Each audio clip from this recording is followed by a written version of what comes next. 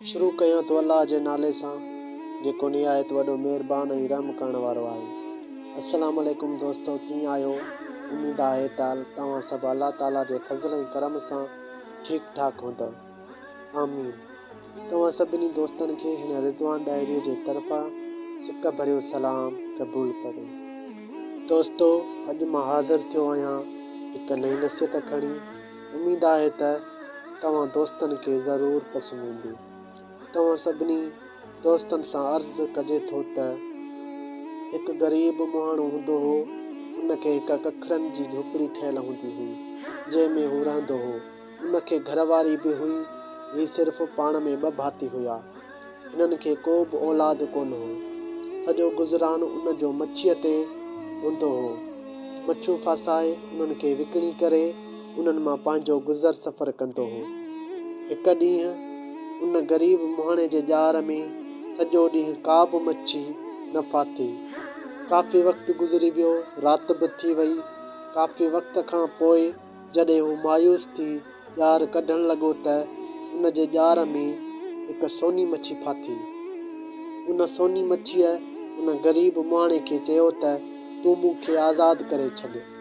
उन ग़रीब मुहाणे चयसि त मुंहिंजो सॼो गुज़रान इन मच्छीअ ते आहे ऐं ॿियो त अॼु सॼे ॾींहं में मुंहिंजे ॼार में का बि मच्छी नाहे फाथी, सो मां वरी तोखे आज़ादु कयां। उन सोनी मच्छीअ चयसि त ए ग़रीब, तूं मूंखे आज़ादु कर, तूं घर वञ, तूं पाण अमीर थी वेंदे, मुंहिंजो वाइदो आहे। जॾहिं बि मूंखे सॾु कंदे मां हाज़िर थी वेंदसि। सो उन मुहाणे उन मच्छीअ खे आज़ादु करे छॾियो। पाण वापसि घर ख़ाली हथे मोटी आयो। छा ॾिसे त घर पको लॻो पियो आहे। उन जी घरवारीअ खे कननि में सोन पातो पियो आहे ऐं उहा तमामु ख़ुशि नज़र अची रही आहे। माईअ हिन खां पुछो त ही छा चकर आहे।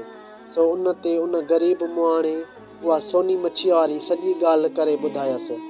उन जी घरवारी कुझु लालची हुई, सो लालच में अची मुड़ुस खे चयाईं त उन सोनी मच्छीअ खे वञी सॾु कर ऐं चवीसि त असां वटि हिकु महल हुजे। सो उन ॿिए ॾींहुं घरवारीअ जे चवण मुताबिक़ दरिया ते पहुतो।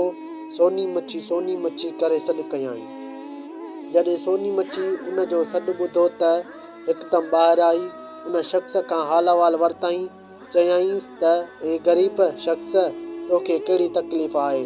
तोखे छा घुरिजे? हुकुम कर। सो उन चयसि त मूंखे पंहिंजो महल घुरिजे।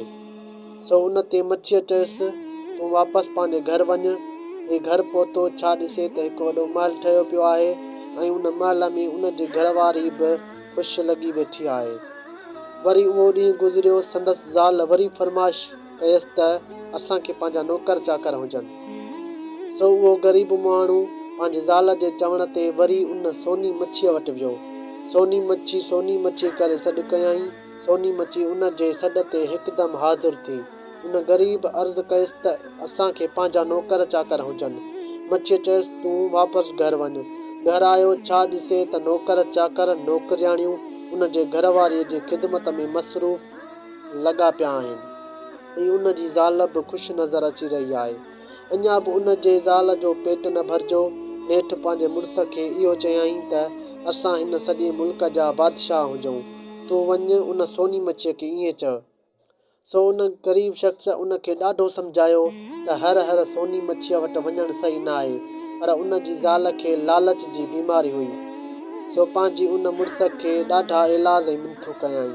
नेठि उहो शख़्स मजबूर थी उन सोनी मच्छीअ वटि पहुतो। उन खे सॼाई मच्छी हाज़िर थी।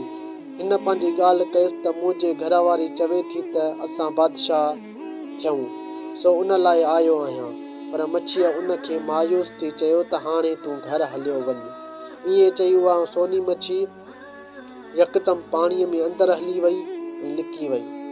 सो ही जॾहिं घर वापसि मोटी आयो त छा ॾिसे त हल भणा साॻिया कख साॻी झोपड़ी, माई बि साॻी ग़रीबाणे हाल में नज़र आयसि। सो पोइ उन पंहिंजे घरवारे खे चयो त तोखे राणी थियण जो शौक़ु हुयो, हाणे वेह साॻे लिबास में, साॻी झोपड़ीअ में। काश तूं एॾी लालच न करी हा त असांजी ज़िंदगी सुखी गुज़रे हा। सो दोस्तो, असांखे हिन कहाणीअ मां इहो सबक़ु मिलियो त असां कॾहिं बि लालच न करियूं, छो त लालच हिकु बुरी बला आहे।